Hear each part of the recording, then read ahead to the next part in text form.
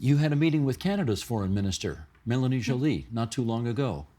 How did that meeting go? What did you discuss?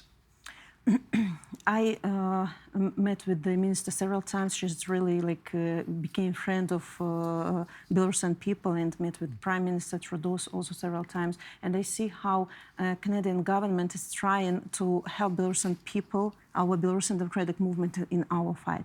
And I'm so grateful for this because you are so far away. You know, I think that many Canadians even don't know where Belarus is, but the values we are fighting for is the values to cherish so much here in Canada. So what we asking from Canadian government is pressure on Lukashenko's regime to weaken them, you know, sanctions, political isolation. But on the other hand, we need assistance to our civil society, to our media that have been ruined in Belarus and now have to work from exile. We need support to our human rights defenders who are taking care of thousands of political prisoners. So Canadian government supported our media outlet a lot. And, you know, we have to fight with the huge propagandistic machine. We need our alternative media to be very strong. So what else we need is voice. And so as Canada is going to be chair in G7 very soon, I asked Minister to give the voice to Belarusian democratic forces, you know, to mention Belarus in final communique of different And do you think she will? I think that, yeah. I that? see really eagerness, you know, to help us to ruin this regime in Belarus. Let me ask you about, I mean, there's two different approaches to getting what you want. On the one hand, if the world isolates, puts sanctions on, makes life difficult for Belarus, that's one approach. The other approach is to engage, to try to negotiate, to try to establish more ties with Belarus. We're clearly taking the first approach, not the second approach. Do you think it's working?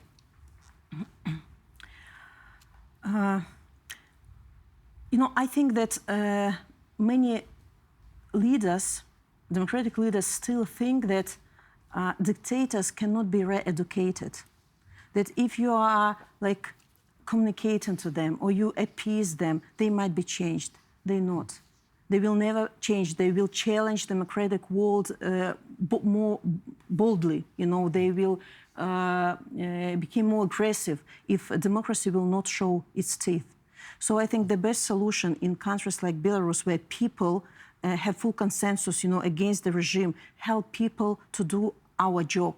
Because we don't ask countries to interfere or to do our job instead of us. We want to do this ourselves. I mean, dismantle the regime and change country for democracy, but help us. No one war and no one fight cannot be won when you are alone.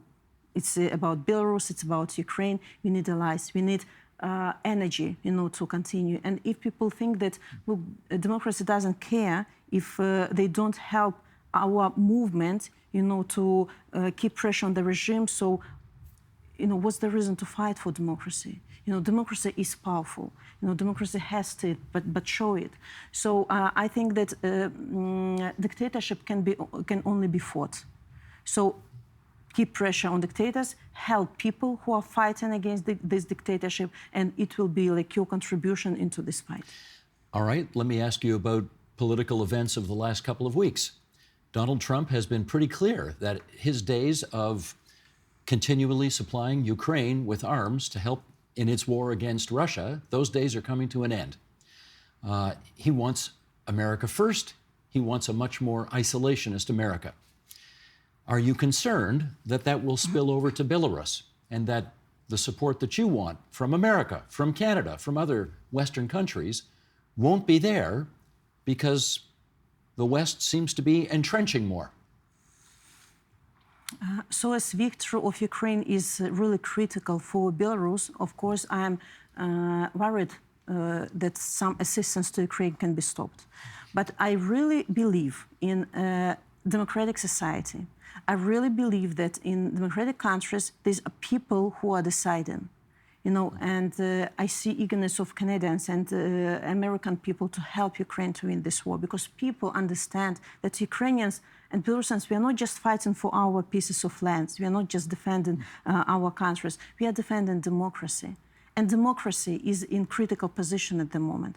I understand America first, every country can take care only about their land, but then, believe me, dictators and tyrants will knock your doors very soon if you don't stop them at the front line that is in Belarus and Ukraine at the moment. So there cannot be simple answers to difficult questions.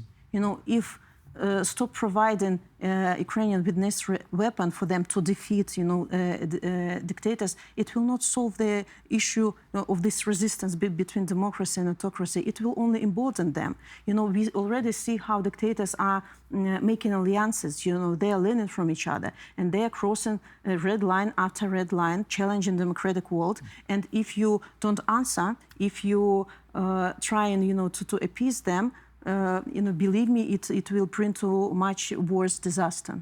Well, there is a view out there, and I'm not taking a position on this, but there is a view that says that Russia invaded Ukraine because the West was too provocative. The West started making noises about having Ukraine come into NATO.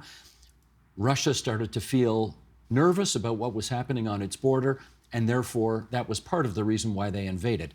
Not to mention decades and decades of history feeling like Ukraine was part of their country anyway. Could you make the same argument about Belarus? If we show too much interest in Belarus, does that provoke Russia even more? And does that provoke Lukashenko even more to keep things the way they are? I would put the question a little bit different way. It's not the issue that you are paying too much interest to Belarus, is that Belarusian people paying too much interest in democratic world.